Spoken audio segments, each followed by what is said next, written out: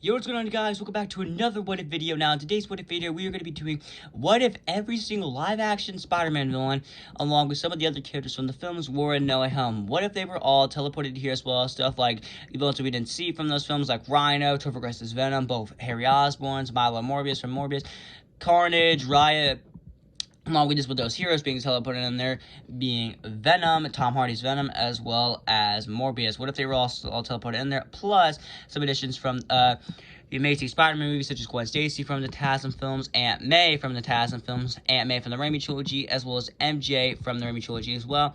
Before we get into this, I want to give a huge shout out to my fan, Jose Herrera. I still can't say her name properly. I'm sorry, man. But yeah, he gave me the idea of Sinister 8. However, I ended up thinking about something. Wait, I can go a lot more ambitious with this. Because I'm taking stuff from the Venom films, Morbius, as well as every live-action Spider-Man film. Before getting into this, make sure you guys go ahead, like the video, subscribe to the channel, comment down below what you guys would think would happen if they were all in this No Way Home. And without further ado, let's get into the what if.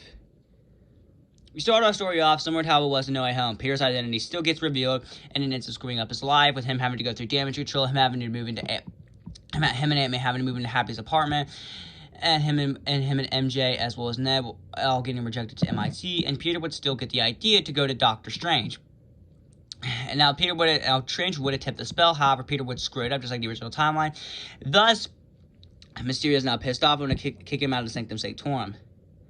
We then cut to prison as we see Herman Schultz, the Shocker, as we see he's planning to break out to villains. As it's revealed here that Shocker didn't get captured by the authorities in Spider-Man Homecoming, thus he ended up making his own Shocker suit, and he's actually planning to break Vulture out of jail. Now, Vulture would initially be hesitant to fight Peter since he knows he's a kid. However, Shocker would end up convincing him that, well, he pretty much ruined your daughter's life by capturing you. So he would convince Vulture, thus the two of them would plan to go after Peter. And we then get another scene where it's revealed Mysterio in this timeline actually survived, and he's in contact with both Shocker and Vulture. Now, the three of them would meet up, and they would all plan to go after Peter, and they would see that he's on the bridge, how he'd be fighting a weird villain. And Peter's out with Doc Ock, just like the original timeline, will pretty much play out the same here.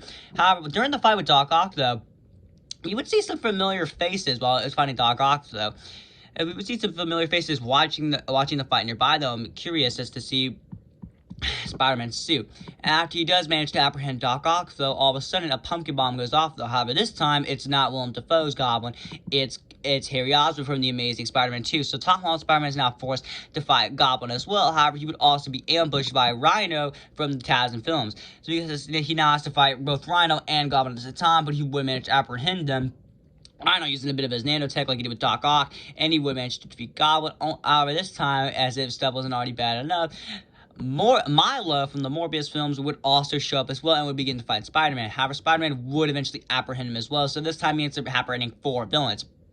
However, the people who are watching the fight nearby would end up approaching him, and it's revealed to be MJ from the Raimi films, Gwen Stacy from the TASM films, Aunt May from the Raimi trilogy, as well as Aunt May from the Amazing Spider-Man films. Now, Peter should be confused, asking who they are, and asking if they're okay, and like, who are they? Now, they're confused saying Peter, as the 4 of them would end up meeting up, would explain their own version of Peter, with Gwen and MJ revealing to both versions of Aunt May that Peter is Spider-Man, their version of Peter, and they would decide to find him. And they would end up fighting this version of Spider-Man, the Tom Holland version. They would end up introducing themselves, and Tom Holland would be Spider-Man shocked that he has his own version of Aunt May as well, and his own version of MJ that he's with. However, before the conversation can go any further, another pumpkin bomb goes off. However, this time it's Goblin, just like the original film, laughing, and he would see Aunt May as well as MJ from the Raimi trilogy, and he would end up smiling, and he would go for them. However, all of them would be teleported back to the Sanctum Sanctorum. Now, Aunt May, Gwen, both versions of Aunt May, Gwen, and MJ will not necessarily be teleported into the prisons. However, Doctor Strange would still have them apprehended. Meanwhile, Rhino, the Hans Goblin, Doc Ock, as well as Lizard, who Strange captured, would be apprehended in the portals, with Strange explaining the multiverse and how Peter screwed it up. Now, Gwen, being a scientist on herself, is shocked to hear that the multiverse is indeed real. With Strange backing this up, saying, yes, it's real, and someone decided to screw it up. And Tom, as he would end up saying, remember the whole spell you wanted me to cast to make everyone forget that Peter Parker is Spider-Man? And all of them would initially be confused, and Spider-Man would essentially explain the situation to him, all of them, how his identity got revealed by a villain named Mysterio, and how it's pretty much been wrecking up his life, and him trying to go to college with his girlfriend and his best friend. And all I'm saying sorry, and they were asking what age is he at. He would end up saying 17, and they were all shocked to see that he's having to deal with all this at 17 years old. However, Strange would end up brushing this off, saying that he needs to go find the other villains, as is the reason why they're in this mess right now. Alright, Tom Spiderman would still ask if he can go get Ned, his version of Ned and MJ, so his version of MJ and Ned would arrive at the Sanctum Sanctorum, and we could have his version of MJ have a little bit of an interaction with Gwen as well as Mary Jane from the Raimi trilogy. And Tom Spiderman would still get the black and gold suit, and he would go swinging off. However, this time he would still fight both Electro as well as Sandman, just like with Sandman's help. However, this time, while they're all talking, though, Mysterio, Shocker, and Vulture would all ambush them.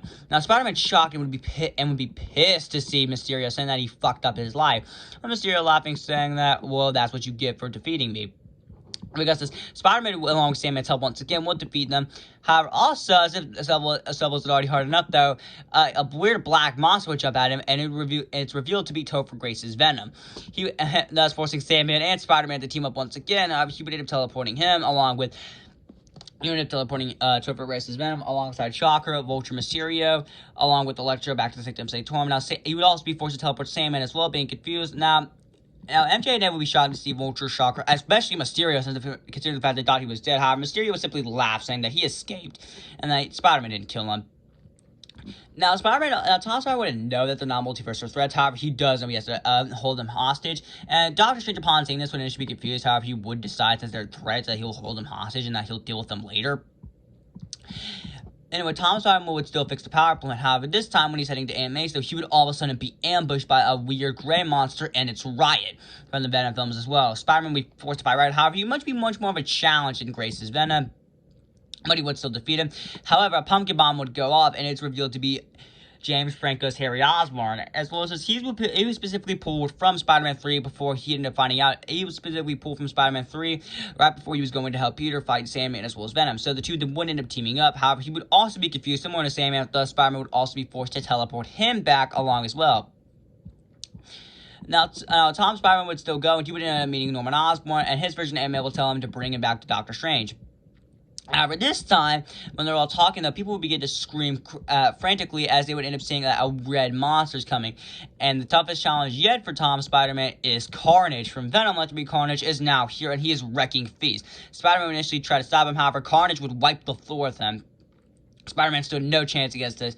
That's because the Spider-Man would still attempt to put up a good fight, and right before he's about to get killed by Carnage, he would manage to barely teleport him back into the portal just in time. And Tom Spider-Man would still alive with Norman Osborn, though, with all of them being initially confused, though, and he would see how many villains are piling up, with Strange commenting that, yeah, the villains are piling up, that maybe he shouldn't have screwed up the spell. However, Strange would still initially try to pull out the spell. However, Gwen would also be, not only would all the villains be trying to resist it, but Gwen would be as well, saying that she was going to die from falling from the clock tower, though, with MJ being shocked as well, both versus Aunt May. However, Strange would then saying that in the grand calculus of the multiverse that their fate matters more than their lives. However, this time Tom, just like the original timeline, will take the box, and he would fight Doctor Strange in the mirror dimension, with him still coming out on top. And he would cheer all the other villains that he can help cure them. And Harry would end up telling him about his version of the Goblin Serum, that he can fully control those, so he doesn't really need a cure. With Tom Spider-Man agreeing, with MJ also backing this up, since MJ would be pulled after Spider-Man 3, similar to how Tobey Spider-Man was, with Harry also commenting about her age. As well, that's also revealed in the scene that since MJ's pulled after Spider-Man 3, she's actually pregnant as well with Peter's baby. Tom Spider-Man would initially decide he would tell Gwen and Mary Jane, as well as both versions of Aunt May, to stay back in at MJ's place while he focuses on the villains, with all of them agreeing. Thus, Tom Spider-Man would begin to cure them. Now, how is he going to get Carnage and Riot? We're just going to say make it a way to work. That might be kind of a plot hole here, especially someone like Carnage. However, we're just going to say he ends up bringing them all here, along with Grace's Venom. Now, in the apartment, we get a few more interactions. We see Grace's Venom interacting with both Riot and Carnage, with them saying that they hate their version of Venom, considering the fact he's defeated both of them. However, Grace's Venom would assure them that he's nothing like that and he's pure villain, with them liking this version of Venom. As well as this, so we would see Morbius interacting with, we would see Milo interacting with a couple people. We would see him interacting with the Hans Goblin, with the two of them having a bit of an interaction as well, how they wanted to get cured, and that's why they ended up taking the thing that the hero told him not to. As well as this, so we would have the Hans Goblin, Franco's Goblin interacting with, they would be interacting with Defoe's Goblin while Lizard is still in the truck. And while all this is going down, Spider-Man still does cure Doc Ock, and he also ends up almost curing, as well as for Vulture, Mysterio, and Shocker, they would just be forced to go along there. Now, Spider-Man knows that he pretty much can't cure them. However, they would be there just in case, so to like apprehend them. So like when the situation is done over, Spider-Man can bring all three of them in and he can prove that he's fully innocent. So they're just there until like they're apprehended. Spider-Man would still cure Doc Ock, though would be on the verge of curing Electro, as well as Lizard this timeline, as well as he would also be on the verge of curing the Hans Goblin, along with Milo. However, just like the original timeline, Goblin would still interrupt that, stopping that from happening, though, with him claiming that these are not curses, these are gifts. And thus, all the villains would be going after. However, both Harry Osborns will be confused, though, and they would try to fight him. However, Norman would end up outclassing them either way. Even though Franco's Goblin would stand a much better chance, he still can't go toe-to-toe with his father, neither can the Han. As well as Doc Ock would also be forced to escape along with the two Harry Osborns. Meanwhile, this time, Grace's Venom also wants to help him kill Spider-Man. So because Grace's Venom, Defoe's Goblin, along with Mysterio, all three of them would be teaming up to try to kill Spider-Man. As well as this, Vulture would also decide to help, though, with Spider-Man trying to convince him. However, Vulture would end up saying that you pretty much ruined my Liz's life, and I had no idea about that. So because that's why Vulture is being evil in this movie.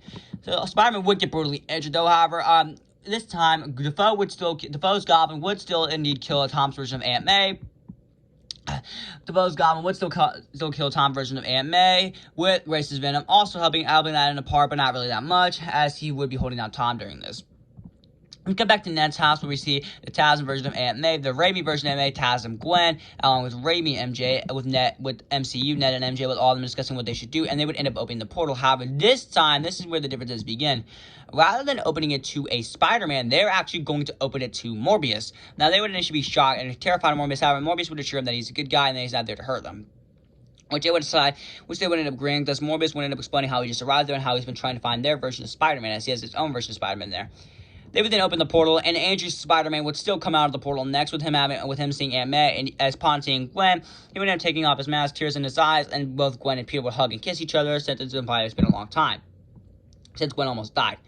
The next portal they would open would reveal to be Tom Hardy's Venom. Now, all of them are initially hostile towards Venom, since especially Raimi MJ, along with Raimi Aunt May, since they know what he's capable of, with Raimi Gwen, MCU Ned and MJ, along with Tasm Gwen, as well as Tasm Aunt May, since they only just saw him. However, he would assure them that he's a good guy and would show that he's a completely different person, and explaining how he's the lethal protector, a good guy, and that he does have memories of Spider-Man 3 with his version, with Tobey's version of Venom, as since Venom's race, the hive mind, Venom species, the hive mind, do have multiversal memories, so we could see memories of Spider-Man 3. Venom. And the final Spider-Man to be opened would indeed be Tobey Maguire's Spider-Man, with him having an interaction with his version of Aunt May and his version of MJ. All of them would go find Tom Spider-Man, though, and this time, Venom and Morbius would also speak up, though, with Morbius explaining how he lost his parents, and Tom Hardy's Venom explaining how he ended up losing not only his girlfriend due to her getting into a relationship with someone else, but he also lost his mom before he was born. So because they would all work together, though, and he would explain how he wants to cure the villains, though, well, except for Vulture, Shocker, and Mysterio, since they're pretty much not going to be able to be cured. And I also am going to have to take something from my What If Rhino was in Spider-Man No Way Home video as well, to where, like, he's stuck to the suit. I did try to make it a way to work for Vulture, Mysterio, as well as Shocker. However, I realized I couldn't make it a way work, thus, he would just be there until they're apprehended, until they go to jail. So because of this, they would all agree, and Venom would decide to will help work on the cures for both Riot as well as Carnage, while Morbius would help work on the cure for Milo. Tom Spider-Man would still live stream the world, as well as he would have more vaccines. They would end up asking Tom Hardy's Venom as well as Morbius what kind of villains they fought there as well, and Morbius, that's all they really fought. However, Hardy's Venom is saying how they're the lethal protector and that they're here to help everyone. However, Tobey Spider-Man would initially be hostile to him because, of course, his version of Harry also ended up dying. However, while they were talking, though, we didn't hear McGlider. All of them would initially get ready. However, they would end up looking up to see that it's Harry Osborn from Spider-Man 3. Now, MJ would end up telling Peter that it's alright, as the Raimi version of MJ would tell him that's alright, though, and he would end up taking off his mask, seeing Peter, and the two of them would hug. As well as the Hans version of Goblin, he was also wanting to help, as he wants to get cured and go home. Now, he would initially be hostile to seeing Andrew. However, he would decide to help them as well, since this is his way to get cured. As well as his Doc Ock also comes a lot earlier in this version, as these three are now going to help the three Spider-Man, Venom, and Morbius. However, the lightning does begin to crack as Electro, Lizard, Sandman, along with this time, Vulture, Shocker, Mysterio, Rhino, along with Milo, also do arrive. All of them arrive, and they're ready to take on the villain, and they're ready to take on Spider-Man, as well as Morbius and Venom and Doc Ock and the two Harry Osborns. A fight would begin, though. Everything would pretty much go out the same, though. However, in the middle of the fight, Grace's Venom, along with Riot, would also show up in the middle of the fight. As well as we could even get a fun rematch between Hardy's Venom as well as Riot, with Hardy's Venom having more experience, and we would end up getting an interaction between the two, with Grace's Venom trying to turn him on their side. However, Hardy's Venom would have said no, and that they're the lethal protector, and that they're going to defeat him. The three Spider-Man, Doc Ock, the two Harry Osborns, Venom, and Morbius would all regroup, and Tom Spider-Man would tell him what to do and how to work as a team. But all of them would go into battle, though, and everything, and the order would still be the same for the most part. Sandman would get cured first, then Lizard, then Elektra, and Tom Spider-Man would manage to apprehend both Vulture and Shocker. And we would even have Tobey and Mysterio. Spider-Man, you have Tobey Spider-Man fight Mysterio, with him saying that he fought his own version of Mysterio after Spider-Man 3, and he would apprehend MCU Mysterio. They would also cure Rhino along with Milo, as they would also do with Toad for Grace's Venom and Riot. However, this is when Carnage would also show up, though, and Carnage would be much more of a challenge, as he also got more powerful with more symbiote parts. Because they would end up fighting Carnage, he would be a much more difficult challenge. However, they would manage to defeat Carnage, and he is now cured as well. Doctor Strange would still come out of the portal, with him saying that he's going to send everyone back home, as he's getting tired of this. However, right before he can, though, Defoe's Goblin ends up coming down, laughing. This time, both Harry Osborn, along with Venom and Morbius and the three Spider-Men, would try to stop him. However, no one would still put the bomb and the pumpkin bomb in the box, and thus everything would blow up. And just like one of Gwen Stacy was in the Amazing Spider-Man video, she ends up falling. However, just like in that video, Andrew ends up saving her, with him asking Gwen if she's all right, with Gwen saying yes, and the two of them would kiss. And well, since with Andrew saying that maybe since everything's getting cured, though, maybe she wouldn't fall, thus they can get married when they get back there and go to Boston. With Gwen saying yeah, with the two of them giggling, with Gwen giggling and Andrew chuckling. However, Tom Spider-Man would still grab the pumpkin bomb and would end up using it on Defoe's Goblin's glider, and thus the two of them would somewhat have a final stand. However, this time, when everyone's horrified, the Venom, Morbius, and the two Harry Osborns would be with the Spider-Man, as well as this, though, both versions of MJ, Taz, and Gwen, and both versions of Aunt May are also with Ned and MJ, and the MCU Ned and MJ, and they would end up watching Tom Spider-Man nearly kill Defoe's Goblin, when Harry's about to scream no. How before Harry could do anything, Tobey Spider-Man does come and save Dormer, just like the original timeline, with both Raimi MJ, Raimi Aunt May, as well as Raimi Harry being shocked, since they know Goblin did so much to him, and this would show how much he's really grown, with Aunt May being proud of him, as well, with Harry couldn't believe that maybe he shouldn't have been a bad guy. However, Defoe's Goblin would still end up stabbing Tobey Spider-Man, just like the original timeline, laughing. However, this time it would be Harry the one to cure his father, saying that he's enough and that he's going to get his father back. Curing Norman, and thus the Goblins finally defeated. However, like I said, the box would still be destroyed, and Doctor Strange would end up telling Tom Spider that they have to make everyone forget that Peter Parker Spider-Man, that Peter Parker even exists, and Tom Spider-Man would end up agreeing, thus everyone would be sent home. And the rest of the movie would play out the same, though, with Tom saying goodbye to Aunt May, his version of Aunt May saying goodbye to his version of Ned and MJ, letting them live a normal life, and he would do his final swing, and thus the movie would end. However, there would be a post-credit scene. The post-credit scene would be Vulture, Shocker, as well as Mysterio in prison, all of them furious at Spider-Man that they defeated them. However, Mysterio would suggest an idea that they should put a team together, a team that could take down Spider-Man, as they can use this to their advantage. Both of them would laugh and saying, and he would have saying, "Oh, just you wait, Spider-Man. Something sinister is coming your way." And we would also get a post-credit scene with part of the Venom symbiote, Hardy's Venom symbiote. Part of it stayed in the MCU, thus setting up MCU Spider-Man 4 as well as the next trilogy of Sinister Six properly. So that was my what if every live-action Spider-Man villain was in Spider-Man No Way Home. Now, I know I should probably call it something different, like what if every live-action Spider-Man character was in your home. I feel like every live-action Spider-Man villain is just a better title. So this was it. I want to give a huge shout-out to the fan that suggested this, man. Thank you for suggesting this, Jose Herrera. I still can't pronounce your name. I'm sorry, dude. But anyway, thanks for the idea, man. And I decided to go more ambitious, but I'm still giving credit to you, man. Make sure you guys go ahead and like the video, subscribe to the channel, comment down below what you guys would think could happen if something like this did happen in No Way Home, and I'll see you guys in the next one. Bye!